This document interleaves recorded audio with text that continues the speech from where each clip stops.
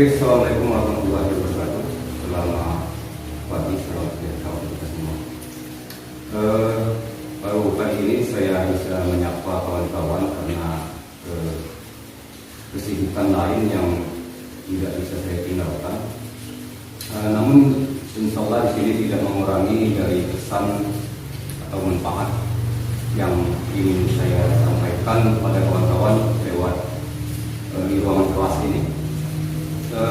Di sini akan saya rangkum untuk menjawab pertanyaan kawan-kawan tentang bagaimana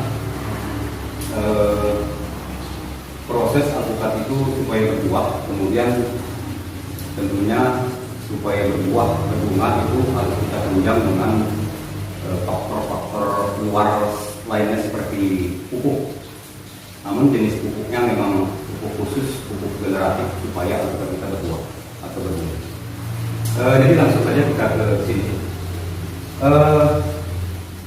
Alpukat atau tanaman-tanaman yang lainnya itu untuk berbunga berbuah dia harus melewati fase vegetatifnya dulu.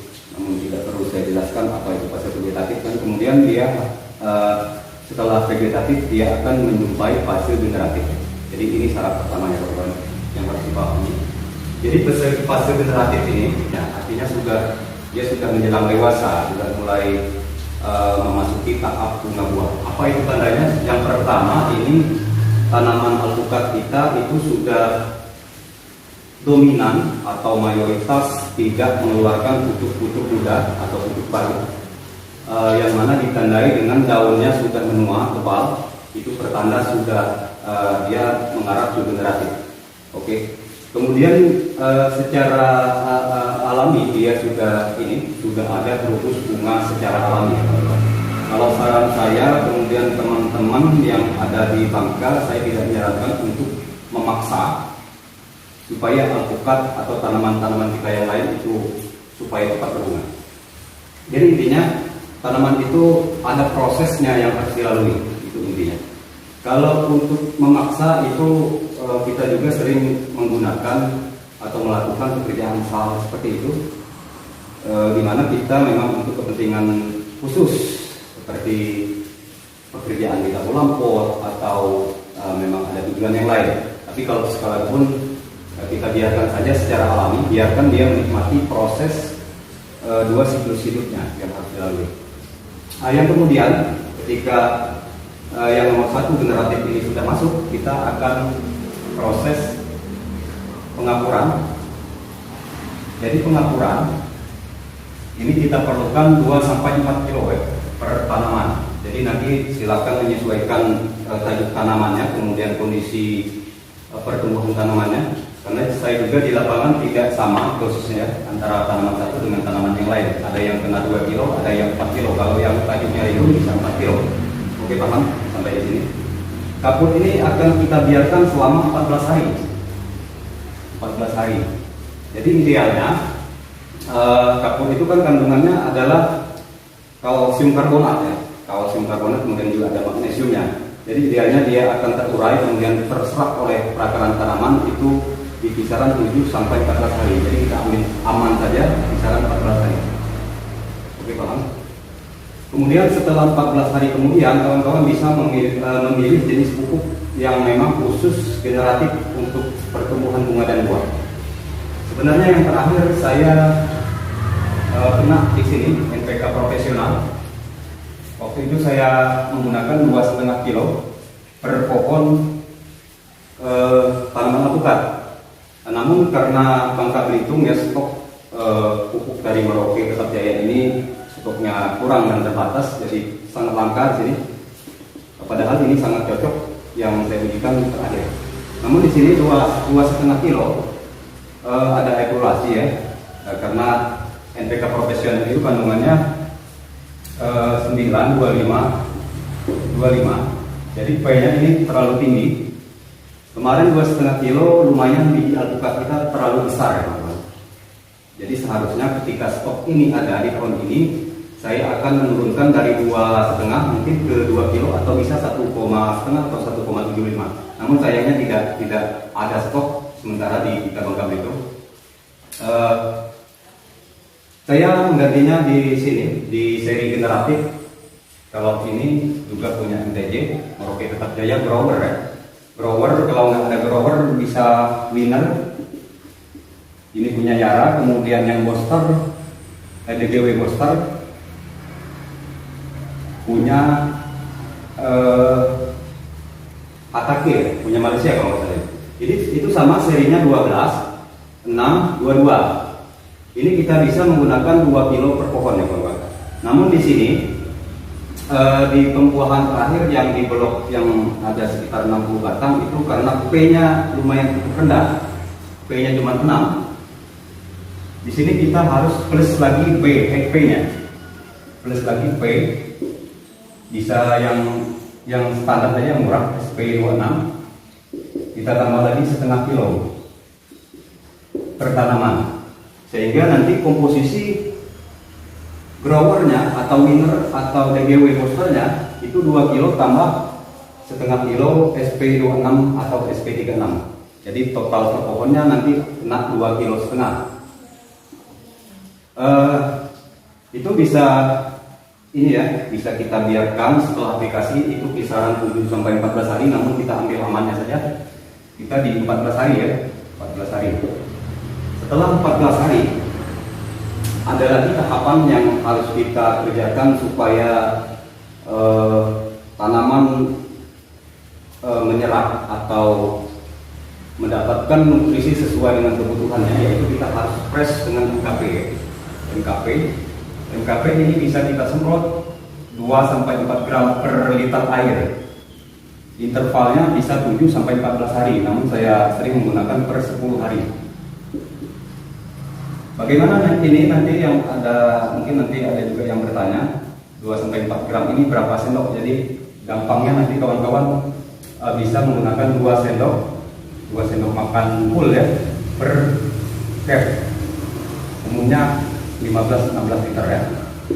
Nggak usah bingung-bingung nanti kalau tidak ada timbang kitanya, karena itu sudah pernah kita timbang per 1 sendok makan itu kisaran 25 gram bobotnya. Kemudian jangan lupa setiap 7 sampai 14 hari, kalau saya menggunakan 10 hari, setiap 10 hari kemudian kita lakukan lagi hal yang sama, MKP ya. Terus nanti biasanya sekitar 4 kali atau sampai 6 kali aplikasi, alpukat kita akan terubus bunga ya. Akan terubus bunga, atau dia sudah membentuk puncung-puncung bunga, calon bunganya. Kemudian boroni ini sebenarnya bisa kawan-kawan selip di sini di aplikasi NPK profesional atau NPK DGW atau grower atau winnernya di sini. Kemudian kalau terlalu susah, mungkin nanti kerjaan ribet karena harus dicampur, karena dosisnya lumayan cukup kecil, ini bisa kawan-kawan ganti dengan aplikasi spray ya. Aplikasi spray dosisnya bisa dengan mendidih 30 sampai 40 gram per tanaman atau per pohon. Itu dosisnya sama 2 gram per liter air. 2 gram ya. Jangan terlalu tinggi karena ini mikro. Mikro jangan lupa, mikro sifatnya hanya penunjang. Penunjang dia dibutuhkan dalam jumlah yang kecil. Kalau jumlahnya berlebihan nanti bisa menyebabkan racun bagi tanaman itu sendiri. Itu yang harus dipahami. Kemudian setelah ini bunga kita keluar, tugas kita yang lain yaitu proses pembesaran buahnya. Ini kita masuk ke nomor 6, pembesaran. Nah, jadi yang menjadi pertanyaan, MKP ini kapan stopnya? Jadi kalau sudah masuk pembesaran buah, biasanya setelah 6 kali aplikasi, alpukat kita dari bunga dia sudah menjadi pentil kisaran sebesar kelereng ya.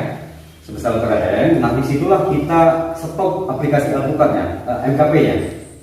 Karena MKP ini sudah kita istirahatkan, dia sudah kurang berperan dalam proses pembesaran buahnya.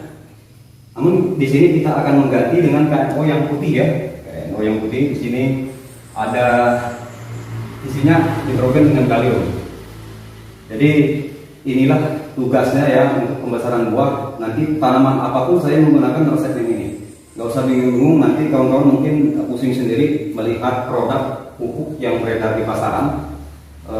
Dari A sampai Z itu kan membingungkan. Intinya nanti kandungannya saja kawan-kawan yang dipelajari. Kalau tujuan kita itu untuk pembungaan, jangan lupa keluar konteks itu fosfornya harus tinggi atau P harus tinggi, itu yang harus jalan. Kemudian diimbangi dengan kaliumnya. Kemudian kalau tahap pembesaran kita menggunakan nitrogen dengan kaliumnya. Ingat itu saja. Kalau tujuannya pembungaan P-nya harus tinggi, kalau tujuan pembesaran K-nya yang harus tinggi. Kemudian harus diimbangi dengan nitrogennya. Kemudian di sini ada MAC-S. MAC-S ini unsur hara makro. Dia makro, cuman dia makro sekunder, kawan. Jadi urutan kalau sekunder makro itu ya ada dua. Yang pertama primer, kemudian sekunder. Jadi yang primer ini yang seperti nitrogen, fosfor, kalium tadi ada di NKP, kemudian ada di yang pembesaran KNP, ini semuanya makro primer ya.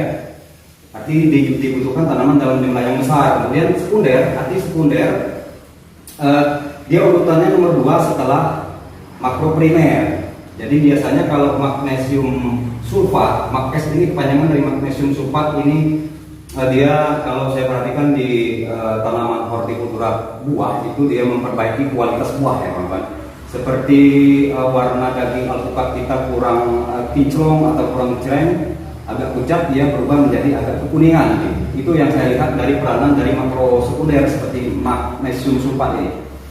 Kemudian dia juga sebagai ini mengarah, dia ada sinkronisasi dengan unsur hara primer, makro primernya, yaitu sebagai boleh dikatakan sebagai mobilitas atau katalisator sehingga unsur-unsur ini bisa berperan secara maksimal seperti itu. Kemudian di sini juga ada makro sekunder juga, kalsium ini masuk makro sekunder. Jadi kenapa kita harus menggunakan kalsium? Kalsium ini yang ini ya, bukan yang karbonat yang sudah matang, biasanya kemasan sekilo. Saya menggunakan natural, itu ada KLAH, kemudian banyak lagi Manohara, produk-produk di pasaran sesuai dengan dengan yang ada tersedia di tempat kawan-kawan. Jadi makro sekunder ini kalsium Ca ini juga berperan, apalagi kita proses pembuahan pembesaran buah itu di musim hujan ya. Jadi kalau musim hujan kelemahannya seperti lahan kita di Bangka Belitung itu asam-asaman kalau teman-teman di Pulau Jawa itu menyebutnya asam-asaman. Jadi kalau kita karbonat, maksudnya kalsium karbonat seperti kapur, itu ada kapur pertanian, itu kurang pas kalau kita proses pembesarannya. Nanti jangan kawan lakukan ketika proses pembesaran kita menggunakan kalsium karbonat. Itu mentahnya ibarat kalsium karbonat yang ada di kapur, kemudian yang kalsium yang ada di natural itu ibarat beras dan nasinya. Kalau yang kapur pertanian itu ibaratnya beras, untuk menjadi nasi dia membutuhkan proses. Kemudian kalau kalsium ini sudah menjadi nasi siap saji, seperti itu. Kemudian dosis yang bisa dianjurkan, yang saya anjurkan yaitu 2,5% ya, jangan lebih dari ini. Ini untuk kocor. Kemudian untuk semprot silakan menggunakan sekitar 3 sendok makan full ya per cap. Disemprot ini kisaran sama juga dengan magnesium sulfat, itu kisaran 4 sampai 6 kali. 6 kali aplikasi. Prosesnya selama proses pembuahan. Kalau alpukat itu umumnya kisaran dari mulai terubus bunga sampai panen, bisa kita panen itu kisaran 6 bulan ya. Ini kebanyakan jenis alpukat yang saya jumpai. Berbeda lagi dengan alpukat yang size-nya cukup besar seperti Hawaii, itu dia tidak bisa kita panen ketika baru usia 6 bulan. Dia harus membutuhkan waktu yang lebih panjang, itu kisaran 7 sampai 8 bulan. Oke, namun yang umumnya 6 sampai 8 bulan. Oke, ini kawan-kawan yang bisa saya sampaikan. Nanti silakan di komentar ya. Kalau ada yang kurang jelas, mungkin nanti bisa kita jelas lewat sesi diskusi di kolom komentar. Mungkin itu yang bisa saya sampaikan. Kurang lebih saya mohon maaf. Kepada Allah saya mohon ampun. Wabillahi taufiq wal hidayah. Wassalamualaikum warahmatullahi wabarakatuh.